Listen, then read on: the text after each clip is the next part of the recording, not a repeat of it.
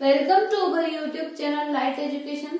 दोस्तों, मैथ्स की क्लास में आज हम अपने पिछले टॉपिक को कंटिन्यू करेंगे। पिछला टॉपिक था एलसीएम और एचसीएफ। लेकिन इससे पहले हम आपको इन्फॉर्म करना चाहेंगे, आज हमारी 2 बजे से आपकी लाइव क्लास रहेगी। किस चीज की?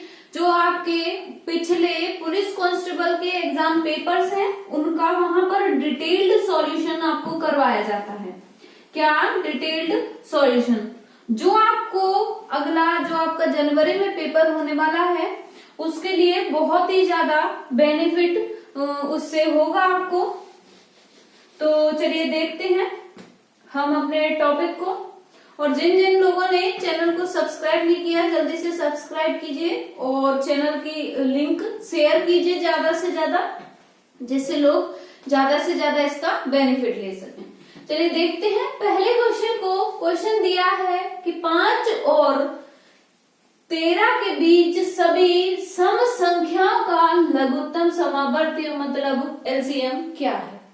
तो 5 और 13 के बीच में सम संख्याएं कौन कौन सी होंगी? 5 और 13 के बीच में सम संख्याएं होंगी आपकी 6, 7 नहीं होगी 8, इसके बाद 10 और इसके बाद 12। फिर अगला नंबर आपका कौन सा आ जाता है? 13 आ जाता है। तो ये जो 4 नंबर हैं, ये आपके इन 5 और 13 के बीच में सम संख्याएं होंगी। अब इनका लघुत्तम निकालेंगे हम गुणनखंड विधि से। तो क्या होगा? यहाँ पर 6, 8, 10 और 12 हमने यहाँ पर लिया। 2 से हमने सबको कैंसिल किया। ये 3 बार, ये 4 बार, ये 5 बार और ये 6 बार। अब अगली बार ये दो, जो ये नंबर है और ये नंबर है आपका, फिर से 2 से कैंसिल होगा। तो ये क्या आ जाएगा? यहाँ पर ये 3, ये 2, ये 5 और ये 3। इसको अगली बार 3 से कैंसिल किया, ये 1 बार, ये 2 बार, ये 5 बार और ये 1 बार। तो इसका एलसीएम यहाँ पर क्या आएगा? एलसीएम इसका निकल के आएगा 2 गुणे 2 गुणे 3 गुणे 2 गुणे 5। जब आप इसको मल्टीप्लाई करेंगे तो 2 दूने 4, 12, 12 दूने 24, 24 पंजे कितना होता है? 120। तो जो आंसर आएगा आपका यहाँ पर, वो आंसर क्या आएगा आपका? Option number A. और इस टॉपिक में आपके जो एलसीएम एचसीएफ है, लगभग इसी तरीके के क्वेश्चन पूछे जाते हैं जनरली, और इससे टफ आपको लगभग क्वेश्चन नहीं आएंगे। चलिए देखते हैं अगले क्वेश्चन को। क्वेश्चन दिया है यहाँ पर कि दो संख्याओं का म स मतलब महत्तम समावर्तक और ल स मतलब लघुत्तम समावर्तक कितना दिया है यहाँ पर? 12 और 240। तो यदि एक संख्या इनमें से 24 हो तो दूसरी संख्या क्या होगी? हमने आपको पिछली क्लास में बताया था कि जो भी एलसीएम और एचसीएफ का मल्टीप्लाई होता है, वो ही इक्वल होता है आपके दोनों नंबर के मल्टीप्लाई के इक्वल। तो यहाँ पर एलसीएम हमको कितना दिया है? ये क्रमशः दिया है यहाँ पर। तो क्रम से महत्तम कितना निकल के आएगा? 12 और लघुत्तम कितना निकल के आएगा? 240। ये किसके इक्वल हो जाएगा? एक नंबर इनमें से हमको दिया है 24 और दूसरा नंबर हमको निकालना है, तो उसको हमने जैसे के तैसे लिख लिया। 24 से 240 आपका कैंसिल हुआ 10 बार। तो बी की वैल्यू यहाँ पर क्या आई? 12 इंटू 10 मतलब 120। तो जो अगला नंबर होगा, अगली जो वैल्यू आएगी, दूसरी संख्या क्या होगी यहाँ पर आपकी? वो हो जाएगी 120। तो आंसर यहाँ पर क्या हो जाएगा आपका? Option number D. चलिए अगला क्वेश्चन दिया है यहाँ पर कि दो संख्याओं का लस मतलब लघुत्तम समावर्तक उनके महत्तम समावर्तक का कितना दिया है? 4 गुना है। साथ ही उन दोनों संख्याओं का योगफल जो दिया है वो कितना दिया है? 125। तदनुसार यदि एक संख्या आपकी 100 है तो दूसरी संख्या क्या होगी? यहाँ पर इसको कैसे निकालेंगे? आप ये क्वेश्चन पूरा पढ़ेंगे, बहुत ज्यादा कंफ्यूज हो जाएंगे। लेकिन हमें पूरा क्वेश्चन पढ़ने की जरूरत नहीं है। एक बार पूरा क्वेश्चन पढ़ लिया, बस उसमें की पॉइंट पकड़ना है। यहाँ पर ये क्या दिया है आपको? योगफल दिया है, और वो संख्याएं हमने मान ली, ए और बी कितनी मान ली? दो संख्याएं मान ली, उनका योगफल कितना दिया है 125। अगर उनमें से एक संख्या यहाँ पर 100 दी है तो दूसरी संख्या सीधे सीधे यहाँ पर क्या होगी, 125 में से 100 को माइनस किया तो 25, तो सीधे सीधे इसका आंसर यहाँ पर क्या हो जाएगा 25 हो जाएगा। अब इस वैल्यू का और जो फर्स्ट लाइन लिखी है यहाँ पर इसका कोई भी मतलब नहीं रह जाता। अगर आप चाहें तो इस तरीके से भी इसको सॉल्व करके देख सकते हैं। तो यहाँ पर इसका आंसर क्या हो जाएगा, आपका जो अगली संख्या होगी वो क्या हो जाएगी, ऑप्शन नंबर बी। चलिए देखते हैं अगला क्वेश्चन क्या दिया है कि तीन संख्याएं 3:4:5 के अनुपात में है और उनका लघुत्तम समावर्तक कितना दिया है 4200, तो उनका महत्तम समावर्तक क्या होगा। तो इसको हम कैसे निकालेंगे, वो संख्याएं हमें किस अनुपात में दी हैं, 3, 4 और 5 के अनुपात में। अगर इनमें से हमने एक कॉमन फैक्टर को हटा के इसको अनुपात में लिखा तो वो कॉमन फैक्टर का जब हम मल्टीप्लाई करेंगे x मान के तो ये संख्याएं क्या हो जाएंगी, 3x, 4x और 5x। अब हमको पता है कि जो एलसीएम होता है वो क्या होता है, उन नंबर्स का मल्टीप्लाई इनटू कॉमन फैक्टर जो उनमें से होता है वो साइड में निकल जाता है। तो कॉमन फैक्टर हमने यहाँ साइड में ले लिया, बाकी तीनों नंबर का मल्टीप्लाई कर दिया, बाकी तीनों नंबर का यहाँ पर मल्टीप्लाई किया तो ये किसके बराबर होगा, 4200 के बराबर होगा। तो ये टोटल कितना हो जाएगा आपका, 5 × 4 20, 20 × 3 60 हुआ। तो क्या हुआ यहाँ पर 60x इक्वल टू किसके हो जाएगा, 4200 के। 60 से 4200 को डिवाइड किया 70 बार, तो यहाँ पर जो x की वैल्यू आएगी वो कितनी आएगी, 70। x क्या था यहाँ पर, जो एक कॉमन फैक्टर था, और वो कॉमन फैक्टर क्या होता है, कॉमन फैक्टर को ही हम क्या बोलते हैं, HCF। जो कॉमन फैक्टर होता है किन्हीं भी नंबर्स का जिनको ये वैल्यू दी है हमको अनुपात में, तो इनमें ये जो कॉमन फैक्टर था एक नंबर से हमने मल्टीप्लाई किया था वो क्या हो जाएगा, HCF। अब तो देखिए फिर ये नंबर क्या होते हैं, अगर कॉमन फैक्टर का हम इसमें मल्टीप्लाई करेंगे तो 7 × 3 कितना हो जाएगा, 210। यहाँ पर 7 × 4 कितना हो जाएगा, 280, और ये कितना हो जाएगा यहाँ पर 350। तो ओरिजिनली वो जो नंबर थे वो नंबर क्या थे, 210, 280 और 350। तो हमने इसमें से क्या किया था, ये जो 70 इनका कॉमन फैक्टर था उसको निकाल के अलग करके इनको अनुपात में रख दिया था। मतलब इनमें से जब हम इन तीनों में 70 का आप डिवाइड करेंगे तो फैक्टर क्या निकल के आएंगे, 3, 4 और 5। और जब हम इनका एलसीएम लेने चलेंगे तो क्या करना पड़ेगा, हमें एक कॉमन फैक्टर से मल्टीप्लाई करना पड़ेगा। तो यहाँ पर जो HCF निकल के आया है, मतलब महत्तम निकल के आया है, वो क्या निकल के आया है, 70, मतलब ऑप्शन नंबर सी।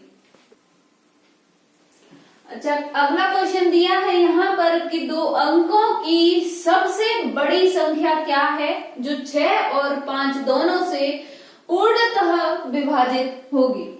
तो पहले बात करते हैं 2 अंकों की सबसे बड़ी संख्या की। तो 2 अंकों की सबसे बड़ी संख्या क्या होती है, 99।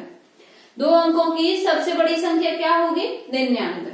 अब देखते हैं कि 6 और 5 से जो पूर्णतः विभाजित होगी वो छोटी से छोटी संख्या क्या निकल के आएगी। तो 6 और 5 के बीच में कोई भी कॉमन फैक्टर नहीं है, तो सीधा सा यहाँ से इनका एलसीएम क्या हो जाएगा, दोनों का मल्टीप्लाई। तो एलसीएम जब दोनों का मल्टीप्लाई होगा तो 6 × 5 कितना होता है, 30। लेकिन 30 छोटी संख्या है, हमें कितनी लेनी है, बड़ी संख्या। तो ये 99 के आसपास 30 का ऐसा कौन सा मल्टीपल है जो इन दोनों संख्याओं से पूर्णतः विभाजित हो जाएगा। तो वो मल्टीपल निकल के आया है 90। जब हम इसमें मल्टीप्लाई करेंगे 3 का तो फैक्टर क्या आएगा, 90। ये यहाँ 99 के आसपास है आपकी ये संख्या, और ये संख्या 2 अंकों की बड़ी संख्या है जो 6 और 5 दोनों से मिला के पूर्णतः विभाजित होगी। तो आंसर क्या हो जाएगा आपका यहाँ पर? Option number A. चलिए देखते हैं अगले क्वेश्चन को। यहाँ पर क्वेश्चन दिया है कि दो संख्याओं का गुणनफल क्या दिया है? 6845 और उनका महत्तम समावर्तक कितना दिया है? 37। तो बड़ी संख्या क्या होगी? हमने फॉर्मूला पढ़ा हुआ है कि दोनों संख्याओं का जो गुणनफल होता है वो बराबर होता है एलसीएम और एचसीएफ के गुणनफल के बराबर। सॉरी, ये फॉर्मूला है लेकिन ये फॉर्मूला यहाँ पर अप्लाई नहीं होगा। एक तरीके से हम इसको यहाँ पर भी अप्लाई कर सकते हैं, लेकिन यहाँ पर जो निकल के आएगा वो क्या निकल के आएगा? एलसीएम निकल के आएगा। तो एक तरीके से क्या है, दो संख्याएं मान ली हमने ए और बी। क्या संख्या मान ली? इसको हम यहाँ से इरेज कर देते हैं। दो संख्याएं हमने क्या मान ली? ए मान ली और बी मान ली। अब 37 अगर इनका महत्तम समावर्तक है तो मतलब 37 क्या होगा? इन दोनों में कॉमन नंबर होगा। क्या नंबर होगा? 37 इन दोनों में कॉमन नंबर होगा। और इन दोनों का जो मतलब गुणा दिया है, जो गुणनफल दिया है वो कितना दिया है आपका? 6845। तो दोनों संख्याएं क्या थी आपकी? ए और बी। इनका जो कॉमन फैक्टर था वो कितना था आपका? 37 था। तो ये किसके इक्वल दिया है? ये दिया है आपको 6845 के इक्वल। किसके इक्वल दिया है? 6845 के इक्वल। एक सेकंड देखते हैं। चलिए इसको हम एलसीएम एचसीएफ के थ्रू भी करते हैं। हमने वो दो संख्याएं क्या मानी थी? ए और बी। 37 उनका मल्टीपल एचसीएफ था, तो यहाँ पर वो दो संख्याएं क्या हो जाएंगी? 37 ए और 37 बी। फॉर्मूला क्या होता है यहाँ पर? ए इंटू बी इक्वल टू क्या हो जाएगा? 6845। मतलब दोनों संख्याओं का मल्टीपल हो जाएगा। तो यहाँ पर ये वैल्यू कितनी आई? ए की जगह क्या लिख दिया हमने? ये वैल्यू पूरी हमने इस तरीके से ए मान ली और ये बी मान ली। ये पूरी वैल्यू बी मान ली। तो ये क्या हो गया? 37 ए इंटू 37 बी। इसको किसके इक्वल कर देंगे? 6845 के। तो यहाँ से a इंटू बी क्या निकल के आएगा? 6845 बटे 37 इंटू 37। जब आप 37 से इसको डिवाइड करेंगे, ये डिवाइड होगा 185 बार। फिर से 37 को इसको डिवाइड किया तो ये कितनी बार डिवाइड हुआ? 5 बार। यहाँ पर a और b का जो मल्टीप्लीकेशन आया वो आया 5। अब 5 में हम 5 के अगर आप दो फैक्टर निकालेंगे तो 5 के दो फैक्टर कौन कौन से निकल के आएंगे? पहला तो 1 निकलेगा और दूसरा 5 निकलेगा। इसके अलावा कोई भी ऐसी संख्याएं आपको नहीं मिलेंगी जो कि 5 को डिवाइड करेंगी। चलिए तो अब a को हम मान लेते हैं 1 और b को क्या मान लेते हैं? 5। यहाँ पर हमने a और b को जो माना था वो हम इधर मल्टीप्लाई कर देंगे। तो 37 इंटू 1 किया तो यहाँ वैल्यू कितनी आई? 37। इसी तरीके से यहाँ क्या किया? 37 इंटू 5 किया तो यहाँ वैल्यू आई 185। मतलब वो जो दो संख्याएं थी जिनका गुणनफल कितना था? 6845 था। वो दो संख्याएं कौन सी थी? एक 37 थी और एक 185 थी। जब आप इन दोनों का एलसीएम निकालने जाएंगे तो वो एलसीएम कितना निकलेगा? 37 निकलेगा। हमें क्वेश्चन में क्या पूछा है कि बड़ी संख्या कौन सी है? तो 37 और 185 में से कौन सी संख्या बड़ी है? नीचे वाली, मतलब 185 आपकी बड़ी है। तो जो आंसर होगा वो क्या हो जाएगा? Option number D. चलिए देखते हैं अगले क्वेश्चन को। यहाँ पर क्वेश्चन दिया है कि वह न्यूनतम संख्या कौन सी है जिसे 15, 15, 27 से भाग देने पर प्रत्येक स्थिति में 9 प्राप्त होता है एवं वह संख्या 11 से पूर्णतः विभाजित होती है। तो जब भी इस तरीके के क्वेश्चन आते हैं तो सबसे पहले हमको क्या करना होता है? इनका एलसीएम निकालना होता है। तो यहाँ पर 15, 15 और 27 का हम एलसीएम निकालेंगे। वो कितना निकल के आएगा? 3 से इसको कैंसिल किया, ये 5 बार, ये 5 बार और ये 9 बार। 5 से फिर इसको कैंसिल किया है एक बार ये 9 बार। इसके बाद हमें डायरेक्ट 9 का ही मल्टीप्लाई यहाँ पर 9 का ही डिवाइड करना पड़ेगा। तो जो एलसीएम आएगा वो क्या आ जाएगा 3 इंटू 5 इंटू 9। तो एलसीएम यहाँ पर क्या हो जाएगा 45 इंटू 3, मतलब ये एलसीएम हुआ यहाँ पर 135। एलसीएम क्या आया आपका यहाँ पर 135। अब क्या दिया है कि वह न्यूनतम संख्या कौन सी है जिसे इन तीनों संख्याओं से भाग देने पर प्रत्येक स्थिति में शेषफल 9 प्राप्त होता है। तो वो संख्या हमें नहीं पता, वो संख्या हमने इसका मल्टीपल मान ली। क्या किया, उस संख्या को हमने इस 135 का मल्टीपल मान लिया और प्रत्येक स्थिति में अगर 9 शेषफल मिलता है तो 9 को हमने यहाँ पर ऐड कर दिया। ये किससे पूर्णतः विभाजित होनी चाहिए 11 से, तो 11 को हमने अपॉन में रख दिया।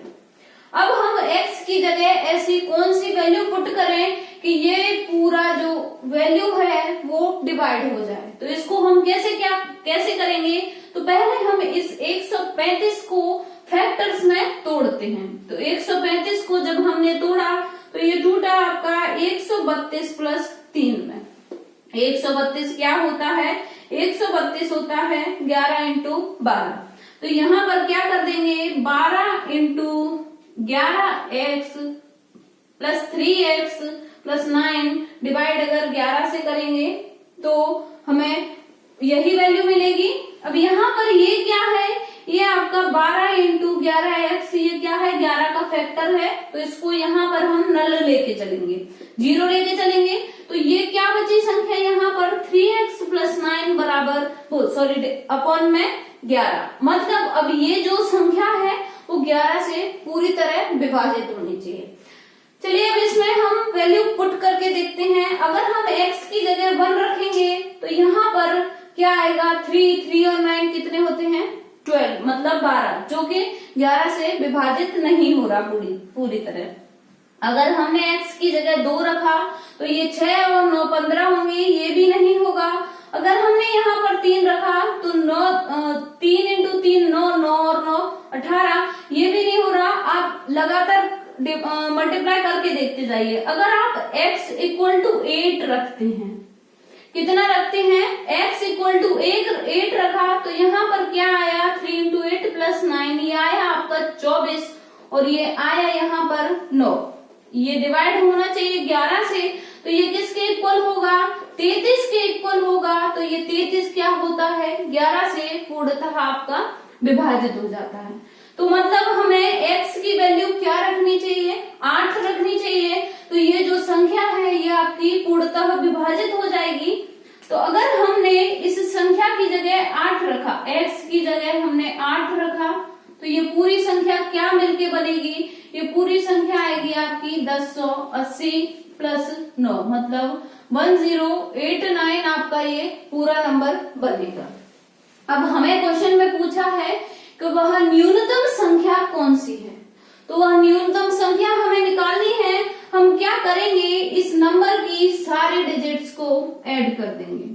जब इस नंबर की सारे डिजिट को ऐड किया तो ये क्या हुआ 1 और 8 9, 9 और 9 18। तो आंसर क्या हो जाएगा यहाँ पर ऑप्शन नंबर सी 18। तो ये हमारे एलसीएम एचसीएफ से रिलेटेड कुछ क्वेश्चन थे।